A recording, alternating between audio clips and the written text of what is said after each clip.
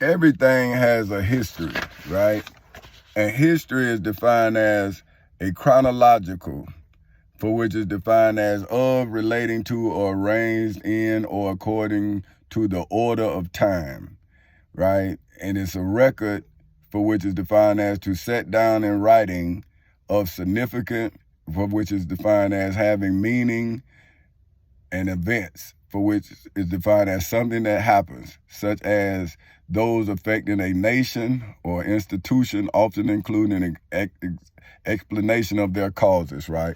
So when I looked at my situation and I realized that my history, which was in chronological order, was being rearranged, right? So when I saw that my history was being rearranged, then all I could do was live my record, right, in writing. So if I didn't chronicleize the events, then it would have been hearsay, which means my word against their word. So what I did was to prove my history and to prove that their history was against the law, I used the civil courthouse in Seminole County on October 4th in 2007 as a stone tablet. So just see, because like when they say it's written in stone, so if I put it in the courthouse, then it became a case, right? Now what I'm saying is, this is my economy. Now the history, the chronological record, right, of history, the economics of history says that the economy was built off of the backs of human beings. Now we're not going to talk about race because we're talking about now. So now we are employees, okay? So me being an employee at this time where my history, my chronological order was being rearranged, then I, as an employee, was transitioning into an employer, right? But because I was forced into making the transition because the post office, which is the federal government, fired me twice. So the first time they fired me within 40 days, and I tried to stop them by getting off from work, going and finding my mailman and walking with him. And then he started teaching me what they wasn't teaching me. So that's what I'm telling you about. Knowledge is key. Say if I saw them setting me up, but I didn't go and learn what they wasn't teaching me, then how would I had a witness to the fact that I was trying to learn and they wasn't teaching me? So my pop, right, he was the one that helped me get on at Hiawassee where he worked at, because he told the shop steward, the station manager, about what happened and how I was out there walking with him, learning. See, so he witnessed for me. And the guy, Ray Ballard is his name, see what I'm saying? He went to bat for me. And even though them people didn't want to hire me back, he hired me. And that's why I always respected him. White man, right? But see, this is what I'm saying about, once I look back on my history, then I saw what Miss Harriet Tubman saw. I saw that it was more white people that wanted the best for me than black. And that's a hard pill to swallow. But when you're coming from something, are you really looking at what you coming from? See, I was so busy running from poverty that I didn't see the pitfalls of poverty. You see what I'm saying? Because it's a mental pit that you have to rise out of. So see, if somebody has taught you and conditioned you to fail, then the people who have been conditioned to fail becomes a yoke around your neck. because everything you doing is contrary to what they believe. So that's why belief is the biggest obstacle that you're going to have to get over before you can establish yourself, right? So now I'm going to tell you, now this is James, right? This is he is defined as the brother of John, the brother of Jesus. And this is James 1 in accordance with the King James Version of the Holy Bible, verses 19 through 37, for which says, wherefore my beloved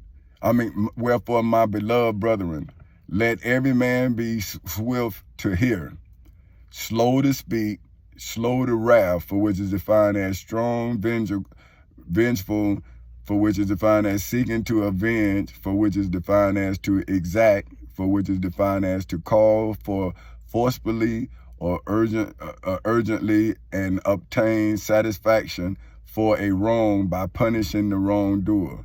For the wrath marked by retributive or of relating to retribution. See this lady, man. But hey, man, I have to go through this.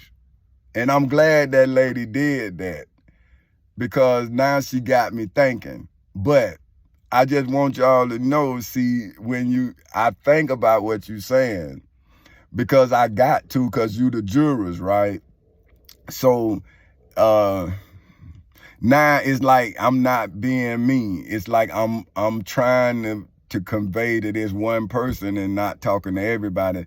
But that's good too. So it is part of, okay, it's the dispensing to divide and share out according to a plan, or receiving of reward or punishment, especially in the hereafter, for which is defined as in some future time or state of man worketh not the righteousness, for which is defined as acting in accordance with divine or moral law of God. Now, what I'm saying is, now this is John 1, but because they took my computer, man, and I used to be able to like define the words and then I can talk to you like that, I have to write it out. See, like, that's what I'm telling y'all. I don't have no speech writer. Everything I'm doing in the moment. And I don't have, like, people, I don't have dry runs. Like, this is one and done, like, right? If I don't get it right this time, I erase it. So if I don't get it, that's why now I just say, hey, I'm going to give it to you unedited. Hey, it is what it is, man. But, I don't believe in excuses. You know what I'm saying? Because I couldn't. Because my life was full of reasons why I could have failed. You know what I'm saying? So at an early age, I had realized that if I keep talking about what somebody else doing, then I ain't never gonna do nothing. And if I'm in a bad situation, then it's up to me to get out of the situation, because it's only bad to me. See, some people, they benefit off of wrong. See, because they know how to make wrong profitable. But see, me, I realize that if it's not legal, then it's not right. And if it's not right, then my righteousness has been neutralized. So I always try to be right so I can then establish my righteousness. But that's just my mindset. And so that's why I'm trying to now share my mind with you all. So, but it says righteousness, for which is defined as acting in accordance with divine or moral law of God. Wherefore, lay apart all filthiness, for which is defined as covered with, containing, or characterized by filth, for which is defined as moral corruption or defilement, and superfluity, for which is defined as something unnecessary or nothingness. Guilt of disobedience, or for which is defined as naughtiness. That lady, there you go again. So I hope I'm giving you joy again, man. But it's naughtiness, for which is guilt of disobedience or misbehavior, and receive with meekness, for which is defined as a mild, moderate, humble, or submissive quality, that engraft, for which is defined as to join or fasten as if by grafting words, which is able to save your souls. But be ye doers of the word, not the hearers only, deceiving your own selves. For if any be a hearer of the word and not a doer, he is like unto a man beholding his natural face in a glass. Okay, for he beholdeth himself and goeth his way, and straightway forgetteth what manner of a man he was. But whosoever looketh into the perfect law of liberty, and continueth therein, he being not a forgetful hearer, but a doer of the work, this man shall be blessed in his deeds. In the civil and criminal courthouses in Seminole and Orange counties in the state of Florida, on August 12, 2008 at 10:40 in the morning, as well as inside of the federal courthouse in the Middle District of Florida on February 20th in 2018 at 9:20 in the morning. See, by me being righteous, I'm able to add dates to James' prophecy. See, if you can't add dates to James' prophecy, then you're not a doer of the works. You just a hearer of the word. Okay, now I say, if any man among you seem to be religious, and brothel, for which is defined as to restrain, check, or control with, or as if with a bridle, bridle, for which is defined as a harness with which a horse is governed, which is why they for whom held back not his tongue, but deceiveth his own heart.